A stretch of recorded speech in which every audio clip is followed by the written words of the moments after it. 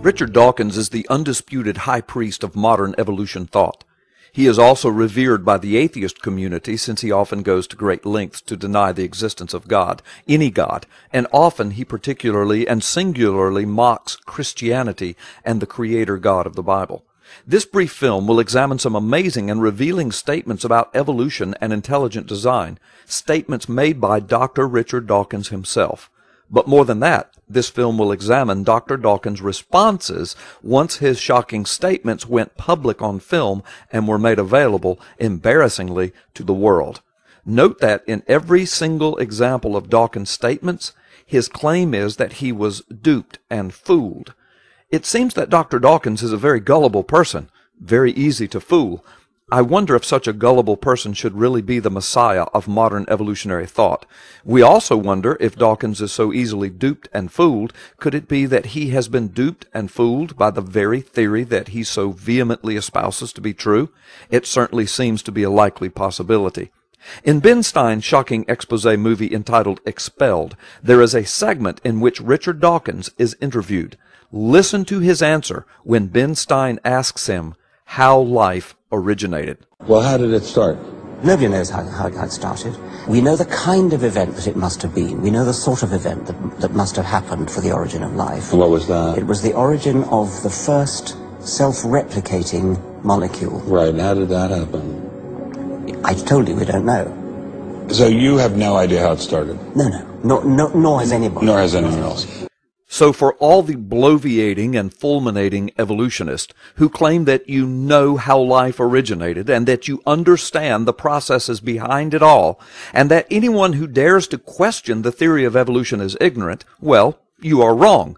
According to Dawkins himself, nobody knows how it got started. And if it is so that nobody knows how it got started, why do you insist that evolution be taught as fact to the exclusion of every other idea, especially intelligent design?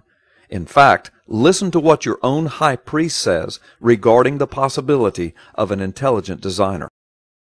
What do you think is the possibility that intelligent design might turn out to be the answer to some issues in genetics or in evolution? It could come about in the following way. It could be that at some earlier time, somewhere in the universe, a civilization evolved by probably some kind of Darwinian means to a very, very high level of technology and designed a form of life that they seeded onto perhaps this planet. Now, that is a possibility and an intriguing possibility, and I suppose it's possible that you might find evidence for that if you look at the details of biochemistry, molecular biology. You might find a signature of some sort of designer. Because of the complexity of the chemistry of molecular biology, you might find the signature of some sort of designer. Thank you, Dr. Dawkins. You just said what intelligent design proponents have been saying from the beginning. You object when we say it, yet you get to say it, and it is somehow magically scientific. How hypocritical, how disingenuous. Listen to what Dr. Dawkins says next about that higher intelligence.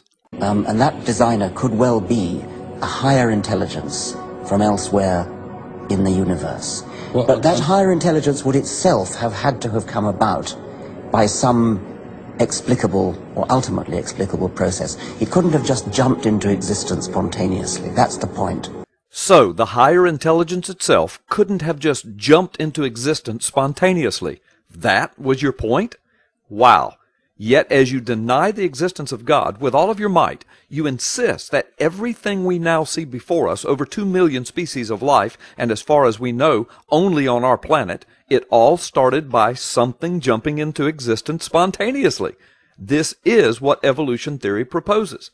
So the first life on Earth came about from non-life spontaneously, that is, as you say, solid truth, and it must be taught as fact. But a higher intelligence couldn't have done anything like that. Dr. Dawkins, we are beginning to smell the rat of rank hypocrisy and delusion. Listen now as Dr. Dawkins tries to explain himself to a very friendly audience. Obviously, he is embarrassed by his statements in the movie Expelled. You will not believe what you will hear next as his explanation. I, at that time, had never heard of Ben Stein, and I had been duped by a man called Mathis into taking part in a film which I thought was a serious exploration of science and religion. That's what I was told. I only much later discovered that it was a creationist front, and that I had been fooled into doing something that I would never normally have done. When I spoke to Ben Stein, I took him seriously. I thought he was, well, until the end of that interview, as you saw. And when he asked me that question, something like, could you ever imagine any kind of intelligent design, I bent over backwards to try to give intelligent design its best shot.